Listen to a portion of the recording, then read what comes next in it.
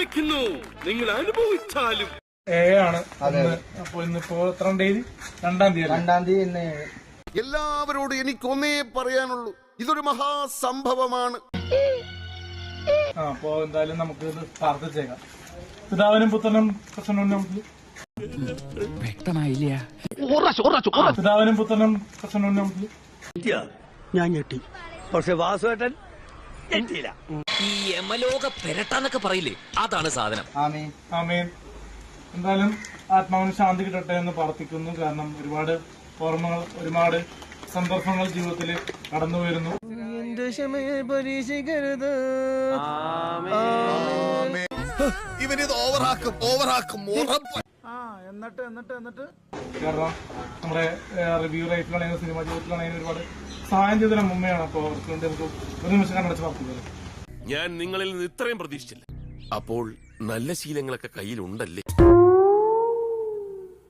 അപ്പൊ പുഷ്പങ്ങളെ നമുക്ക് അർപ്പിക്കാം.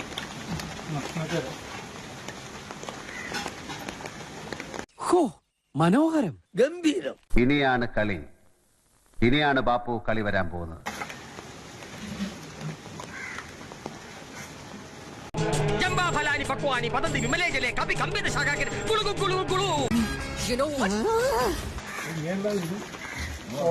ഫോട്ടോയിലേക്കാണ് ചേർക്കേണ്ടത്. മനസ്സിലായത് പൊന്നോ കൊടുക്കത്താ. പിന്നെ നിനക്ക് എങ്ങനെ സാധിക്കുന്നത്?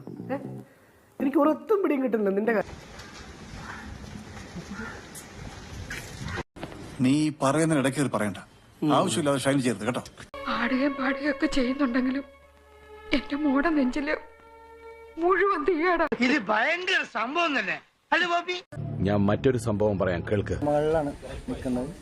കഴിഞ്ഞ അടുത്ത 30 അതെല്ലാരും വിളിച്ച് നടത്തണം അല്ലേ? എല്ലാരും ഉണ്ടാവും.